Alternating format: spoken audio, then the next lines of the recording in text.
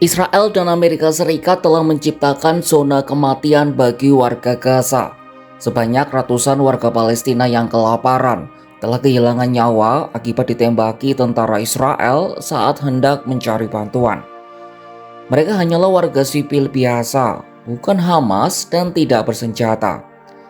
Namun saat hendak mengambil bantuan yang merupakan salah satu hak dasar, mereka malah ditembaki dengan brutal. PBB dan dunia internasional kompak mengecam insiden tragis ini, tetapi Israel berkilah dan menyebutnya sebagai propaganda Hamas. Simak informasi lengkapnya dalam video berikut.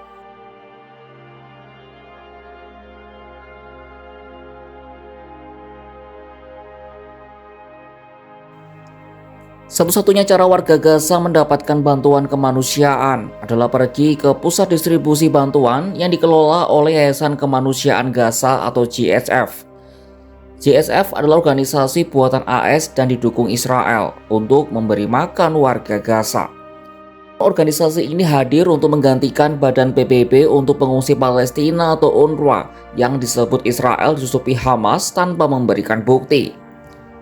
Masalahnya, perjalanan ke pusat distribusi bantuan adalah perjalanan hidup dan mati bagi warga Gaza. Al Jazeera melaporkan mereka harus menunggu selama berjam-jam, bahkan kadang berhari-hari, melewati rintangan tank, kendaraan lapis baja, dan drone Israel, plus resiko tertembak.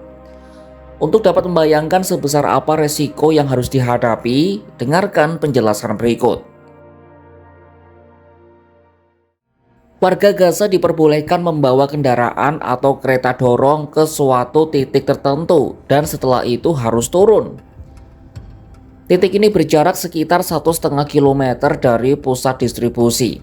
Kemudian mereka harus berjalan sejauh itu sambil membawa karung atau kotak makanan apapun yang mereka punya. Masalahnya dimulai dari sini. Tidak ada jadwal yang jelas untuk pengiriman bantuan. GSF kadang membuka gerbang pada pukul 4 pagi, kadang lebih lambat. Warga Palestina disebut mulai menunggu mulai dari matahari terbenam pada malam sebelumnya. Karena menghindari menunggu di tempat terbuka, orang-orang ini biasanya menunggu di tempat yang disebut sebagai Al-Jawra. Al-Jawra adalah lubang berpasir di antara bukit berpasir, tempat mereka mencari perlindungan dari peluru Israel dan menunggu hingga waktu yang tidak diketahui. Lubang ini berjarak sekitar 560 meter dari pusat distribusi bantuan. Mereka harus menunggu dalam kondisi panas, tanpa kejelasan waktu distribusi, serta kelelahan. Namun, bahaya sesungguhnya baru terjadi ketika sinyal bantuan mulai terdengar. Sinyal dimulai distribusi bantuan biasanya berasal dari drone yang melayang di udara. Namun kondisinya seringkali lebih buruk dan resiko tertembak meningkat drastis dari sini. Israel punya kontrol militer penuh atas Rafah. Israel Defense Force atau IDF juga memiliki penghalang dan kendaraan militer yang mengepung titik distribusi. Belum cukup, IDF juga membangun sarang penembak jitu, drone, dan pos-pos militer di wilayah ini. Ketika gerbang akhirnya terbuka, kerumunan orang membanjiri tempat itu. Tak ada antrean, tak ada staf, tak ada rambu-rambu. Kotak-kotak makanan ditinggalkan di tengah pasir, tetapi jumlahnya tidak sebanding dengan jumlah warga yang berebut. Tak ayal orang-orang berlarian ke arah tumpukan bantuan itu, saling dorong, berebut, dan memanjat. Hanya sedikit orang yang bisa mendapatkan kotak makanan. Dari sinilah penembakan dimulai. Lapangan berpasir itu berubah menjadi ladang pembantaian. Segera saja warga Gaza berlarian menyelamatkan diri. Lalu bagaimana dengan warga yang berhasil mendapat bantuan? Apakah kondisinya lebih baik? Sayangnya tidak juga. Mereka harus kembali menelusuri jalan yang sama, bertemu dengan ratusan atau ribuan lainnya yang masih berjuang masuk ke pusat bantuan. Kadang perkelahian terjadi saat orang-orang yang putus asa mencoba merebut makanan dari yang lain. Sejak akhir Mei, sebanyak 922 orang tewas ketika coba mendapatkan bantuan, sementara 5.861 lainnya mengalami luka-luka. menurut data dari Kementerian Kesehatan Gaza. Dalam sehari pada tanggal 20 Juli 2025 lalu saja, sebanyak 31 orang meninggal dunia dan 107 lainnya mengalami luka-luka. Sebuah penilaian PBB pada Mei menyebut 1 dari 5 orang di Gaza mengalami kelaparan akibat blokade Israel terhadap makanan dan bantuan. Melihat buruknya situasi di Gaza, utamanya yang dilakukan JSF, lalu bagaimana dunia internasional merespon peristiwa ini?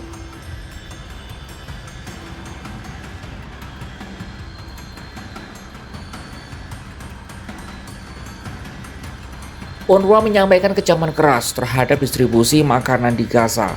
Komisaris Jenderal UNRWA Philippe Lazzarini dalam sebuah pernyataan menuding JSF berperilaku seperti tentara bayaran Senin 21 Juli 2025.